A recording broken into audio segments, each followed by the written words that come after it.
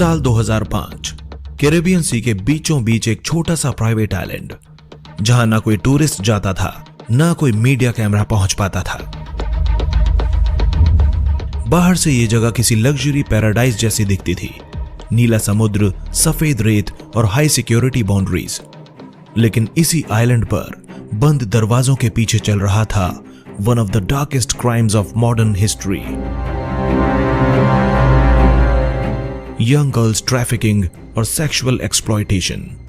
ये कोई movie scene नहीं था, ये वो सच था जो बाद में यूएस इन्वेस्टिगेशन रिकॉर्ड्स और कोर्ट डॉक्यूमेंट्स का हिस्सा बने। लड़कियों को कभी पैसे का लालच दिया गया, कभी जॉब ऑफर्स का, और कभी हेल्प के नाम पर इस सीक्रेट आइलैंड तक लाया गया। यहां पहुंचते ही उनकी दुनिया बदल जाती थी। चारों तरफ फैसिलिटीज थी, helipad, guest houses, private dock, CCTV like security. लेकिन जिस चीज की सबसे ज्यादा कमी थी वो था लॉ, कॉन्सेंट और जस्टिस। और इस पूरे नेटवर्क के सेंटर में था एक नाम, जेफरी एप्स्टीन। एक ऐसा व्यक्ति जिसे पब्लिक इमेज में एक बिलियनियर फाइनेंसियर और एलीट सोशल सर्कल का इनसाइडर कहा जाता था, लेकिन जिसकी असली पहचान सालों तक शैडो में रही। असल सवाल यह था कि इतने सालों तक यह सब ओपनली कैसे चलता रहा और किसी ने रोका क्यों नहीं। जब फ्लोरिडा के पाम बीच में कुछ टीनेज गर्ल्स ने पहली बार पुलिस के सामने शिकायत दर्ज कराई, तब किसी ने सोचा नहीं था कि यह मामला सिर्फ लोकल क्राइम नहीं रहेगा। धीरे धीरे यह केस बदल गया एक ग्लोबल स्कैंडल में। एक ऐसा स्कैंडल जिसमें पैसा, पावर, पॉलिटिक्स और सिस्टम फेलियर सब एक साथ टकराने वाले थे। और फिर आया साल 2019। जेफरी एप्स्टीन को फेडरल लेवल पर दोबारा अरेस्ट कर लिया गया, सेक्स ट्रैफिकिंग ऑफ माइनर्स और कॉन्स्पिरेसी के सीरियस चार्जेस के साथ। लेकिन तब तक बहुत देर हो चुकी थी, क्योंकि जिन लड़कियों की आवाज सालों तक इग्नोर की गई थी, वे अब एक ऐसे सवाल में बदल चुकी थीं जो पूरी दुनिया से पूछा जा रहा था। यहीं से शुरू होती है ये कहानी, एक सीक्रेट आइलैंड से लेकर जेल सेल तक, और एक ऐसे आदमी तक जिसकी मौत ने भी सच को दफन नहीं किया, बल्कि उसे और ज्यादा मिस्टीरियस और डेंजरस बना दिया। आज के इस खास एपिसोड में हम जानेंगे कि जेफरी एप्स्टीन आखिर कौन था और कैसे एक साधारण सा आदमी मनी, इन्फ्लुएंस और क्राइम के इस अंधे एम्पायर का मास्टर बन गया। साल 1953, न्यूयॉर्क का ब्रुकलिन इलाका, यहीं जन्म हुआ जेफरी एडवर्ड एप्स्टीन का। ना कोई रॉयल फैमिली, ना कोई बिजनेस एम्पायर और ना ही कोई एक्स्ट्राऑर्डिनरी शुरुआत। उसके पिता एक साधारण सरकारी कर्मचारी थे और मां एक स्कूल असिस्टेंट के तौर पर काम कर रही थी। बाहर से देखने पर यह एक बिल्कुल मिडिल क्लास अमेरिकन फैमिली थी, जहां से आमतौर पर या तो एक नॉर्मल नौकरी निकलती है या एक शांत जिंदगी। एप्स्टीन की पढ़ाई भी कुछ अलग नहीं थी। उसने कॉलेज में दाखिला लिया, लेकिन डिग्री कभी पूरी नहीं की। ना कोई फाइनेंस की फॉर्मल एजुकेशन, ना कोई एलीट एमबीए। फिर भी आगे चलकर वही आदमी दुनिया के सबसे अमीर और ताकतवर लोगों के बीच बैठा नजर आया। यही वो पहली मिस्ट्री है जिस पर बाद में इन्वेस्टिगेटर्स ने भी सवाल उठाए। 1970 की शुरुआत में एप्स्टीन को न्यूयॉर्क के एक प्रेस्टीजियस प्राइवेट स्कूल में मैथ्स और फिजिक्स पढ़ाने की नौकरी मिल गई। यह वही स्कूल था जहां अमीर फैमिलीज के बच्चे पढ़ते थे, पॉलिटिशियंस, बैंकर्स और सीईओज के बच्चे। यहीं से एप्स्टीन को पहली बार एलीट वर्ल्ड को करीब से देखने का मौका मिला। यहीं उसने सीखा कि पैसा कैसे सोचता है और पावर कैसे बिहेव करती है। लेकिन एप्स्टीन ज्यादा समय तक टीचर नहीं रहा। अचानक बिना किसी क्लियर पब्लिक एक्सप्लेनेशन के वो एजुकेशन छोड़कर हाई फाइनेंस की दुनिया में दाखिल हो गया। 1976 में उसे एक टॉप इन्वेस्टमेंट बैंक में नौकरी मिल गई और यहीं से उसकी लाइफ ने पूरी तरह डायरेक्शन चेंज कर लिया। सवाल आज भी वही है, बिना डिग्री, बिना ट्रैक रिकॉर्ड इतनी बड़ी एंट्री पॉसिबल कैसे हुई? 1980 तक आते आते एप्स्टीन खुद को एक फाइनेंशियल एडवाइजर और मनी मैनेजर के रूप में पेश करने लगा। लेकिन उसका काम एडवाइजर्स जैसा नहीं था। उसके क्लाइंट्स पब्लिक नहीं थे, उसकी कंपनियां ओपेक थीं, यानी उनका कोई खास विवरण मौजूद नहीं था, और उसके ट्रांजैक्शंस ज्यादातर प्राइवेट ट्रस्ट्स और शेल लाइक स्ट्रक्चर्स के जरिए होते थे। धीरे धीरे एप्स्टीन सिर्फ एक पैसा मैनेज करने वाला आदमी नहीं रहा, वो बन गया एक्सेस प्रोवाइडर, एक ऐसा व्यक्ति जो रिच लोगों को रिच लोगों से मिलवाता था, पावरफुल लोगों को प्राइवेट स्पेस देता था और खुद को हर जगह यूजफुल बना लेता था। यही यूजफुलनेस आगे चलकर उसकी सबसे बड़ी ताकत भी बनी और सबसे बड़ा खतरा भी।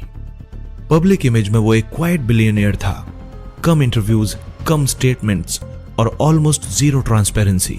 लेकिन पर्दे के पीछे उसकी लाइफ में बढ़ रही थी लग्जरी प्रॉपर्टीज, प्राइवेट जेट्स और वो सीक्रेट लोकेशंस जिनकी झलक बाहर की दुनिया को बहुत बाद में मिली। और यहीं से ये कहानी सिर्फ एक आदमी की सक्सेस स्टोरी नहीं रहती, ये बदलने लगती है एक ऐसे सवाल में जो आज भी अनआंसर्ड है। क्या जेफरी एप्स्टीन सच में सेल्फ मेड फाइनेंशियर था या फिर किसी और ही खेल का मोहरा? अब सवाल और भी सीरियस हो जाता है, जेफरी एप्स्टीन आखिर इतना अमीर बना कैसे? क्योंकि जहां आम फाइनेंसर्स की वेल्थ साफ दिखाई देती है, कंपनीज, स्टॉक होल्डिंग्स, क्लाइंट्स, वहीं एप्स्टीन की मनी स्टोरी शुरू से ही ओपेक और कंफ्यूजिंग रही। पब्लिक रिकॉर्ड्स में ना तो उसके बड़े स्केल इन्वेस्टमेंट्स साफ दिखते हैं, ना ही ये पता चलता है कि उसने कौन सा ऐसा रेवोल्यूशनरी बिजनेस मॉडल अपनाया था जिससे वो सैकड़ों मिलियन डॉलर तक पहुंच गया। 1970 के अंत और 1980 की शुरुआत में एप्स्टीन ने वॉल स्ट्रीट में खुद को एक हाई लेवल फाइनेंशियल एडवाइजर के तौर पर पोजीशन किया। वो दावा करता था कि वो केवल अल्ट्रा रिच क्लाइंट्स के लिए काम करता है, ऐसे क्लाइंट्स जिनके नाम पब्लिक में नहीं आते। यही पहला रेड फ्लैग था, क्योंकि फाइनेंस इंडस्ट्री में ट्रांसपेरेंसी एक बेसिक नॉर्म होती है, लेकिन एप्स्टीन का पूरा मॉडल ही सीक्रेसी पर टिका हुआ था। धीरे धीरे उसने ये इमेज बनाई कि वो सिर्फ पैसा मैनेज नहीं करता, बल्कि टैक्स प्लानिंग, एसेट प्रोटेक्शन और कॉन्फिडेंशियल वेल्थ स्ट्रक्चरिंग में भी एक्सपर्ट है। उसकी कंपनियां ज्यादातर प्राइवेट ट्रस्ट्स और लिमिटेड पार्टनरशिप्स के जरिए ऑपरेट करती थीं, जिससे असली ओनरशिप और कैश फ्लो को ट्रेस करना बहुत मुश्किल हो जाता था। इन्वेस्टिगेटर्स के अनुसार यही स्ट्रक्चर बाद में उसके लिए शील्ड भी बना। एप्स्टीन की वेल्थ का एक बड़ा हिस्सा जुड़ा बताया जाता है लेस्ली वेक्सनर से, जो उस समय एक मेजर अमेरिकन बिलियनर थे। वेक्सनर ने एप्स्टीन को अपने फाइनेंसेस तक एक्स्ट्राऑर्डिनरी एक्सेस दिया था, यहां तक कि एप्स्टीन को पावर ऑफ अटॉर्नी भी मिली थी। यही वो पॉइंट था जहां एप्स्टीन की लाइफ ओवरनाइट चेंज हो गई। न्यूयॉर्क की multi million dollar mention, private jets और ग्लोबल ट्रैवल, सब कुछ इसी दौर में शुरू हुआ। लेकिन यहीं से सवाल और गहरे हो जाते हैं। फाइनेंस एक्सपर्ट्स और जर्नलिस्ट ने बार बार यह पॉइंट उठाया कि एप्स्टीन के नाम पर कोई बड़ा हेज फंड, कोई फेमस आईपीओ या कोई पब्लिक फाइनेंशियल सक्सेस स्टोरी मौजूद ही नहीं है। फिर भी उसकी लाइफस्टाइल लगातार एक्सपेंड होती रही, यानी पैसा तो आ रहा था लेकिन उसका सोर्स पब्लिक नहीं था। इसी सीक्रेसी की वजह से कई लोगों ने यह थ्योरी रखी कि एप्स्टीन सिर्फ इन्वेस्टर नहीं था, बल्कि वो एक इंफॉर्मेशन ब्रोकर की तरह काम करता था, यानी एक ऐसा व्यक्ति जो एक्सेस, इंट्रोडक्शंस और इन्फ्लुएंस को करेंसी की तरह इस्तेमाल करता था। प्रूफ पूरी तरह पब्लिक नहीं है, लेकिन इतना साफ है कि उसकी वेल्थ ट्रेडिशनल फाइनेंस रूल्स से एक्सप्लेन नहीं होती। साल 2000 तक आते आते एप्स्टीन एक ऐसा आदमी बन चुका था जो खुद को behind the scene power player की तरह ऑपरेट करता था। वो स्पॉटलाइट से दूर रहता था, इंटरव्यूज नहीं देता था और अपने काम के बारे में ज्यादा कुछ बताता ही नहीं था। लेकिन उसकी लाइफ में दिखने वाली लग्जरी एक बात साफ कहती थी, ये दौलत सामान्य नहीं है। और यहीं से एप्स्टीन की कहानी सिर्फ मनी की नहीं रहती, ये बदल जाती है पावर, सीक्रेसी और कंट्रोल की कहानी में, जिसका अगला चैप्टर हमें ले जाएगा उसके बिजनेस नेटवर्क्स, शेल कंपनीज और हिडन ऑपरेशंस की तरफ।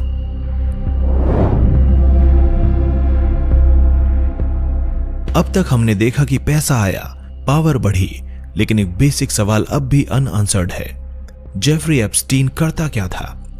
क्योंकि आमतौर पर किसी भी अरबपति की पहचान उसके बिजनेस से होती है, कोई फैक्ट्री, कोई ब्रांड, कोई हेज फंड। लेकिन एप्स्टीन के केस में यह पहचान शुरू से ही ब्लर्ड रही। उसका दावा था कि वो सिर्फ ultra high net worth individuals के लिए काम करता है, ऐसे लोग जो प्राइवेसी चाहते हैं और किसी भी तरह की जांच पड़ताल से दूर रहना चाहते हैं। यही वजह थी कि उसके काम का ज्यादातर हिस्सा ऑफ द रिकॉर्ड रहता था। एप्स्टीन की कंपनियां भी अनयूजुअल थीं, कोई बड़ा कॉर्पोरेट सेटअप नहीं, थाउजेंड्स ऑफ एम्प्लॉयज नहीं, बल्कि छोटी छोटी प्राइवेट एंटिटीज, ट्रस्ट्स और लिमिटेड पार्टनरशिप्स। ये स्ट्रक्चर ऐसे बनाए गए थे कि असली पैसा कहां से आ रहा है और कहां जा रहा है ये ट्रेस करना आसान ना हो। इन्वेस्टिगेटिव जर्नलिस्ट्स के अनुसार यही डिजाइन एप्स्टीन की सबसे बड़ी ताकत थी। उसका प्राइमरी ऑफिस न्यूयॉर्क के एक बेहद महंगे मेंशन से ऑपरेट होता था, जो खुद एक रेड फ्लैग था। आमतौर पर फाइनेंस फर्म्स ग्लास बिल्डिंग्स में होती हैं, लेकिन एप्स्टीन का पूरा सेटअप पर्सनल प्रॉपर्टीज और प्राइवेट स्पेसेस में फैला हुआ था। मीटिंग्स भी बोर्ड रूम्स में नहीं बल्कि प्राइवेट होम्स, जेट्स और आइलैंड्स पर होती थीं। जेफरी एप्स्टीन सिर्फ पैसा मैनेज नहीं करता था, वो कनेक्शंस मैनेज करता था। वो लोगों को लोगों से मिलवाता था, पॉलिटिशियंस को बिलियनियर से, साइंटिस्ट्स को डोनर्स से, बिजनेस लीडर्स को ग्लोबल एक्सेस से। धीरे धीरे वो खुद एक गेटकीपर बन गया, जिसके बिना कुछ हाई लेवल इंट्रोडक्शंस पॉसिबल ही नहीं माने जाते थे। यही रोल उसे डेंजरस बनाता है, क्योंकि जब कोई व्यक्ति इंफॉर्मेशन, एक्सेस और प्राइवेसी तीनों को कंट्रोल करने लगे तो वो सिर्फ एडवाइजर नहीं रहता, वो पावर ब्रोकर बन जाता है।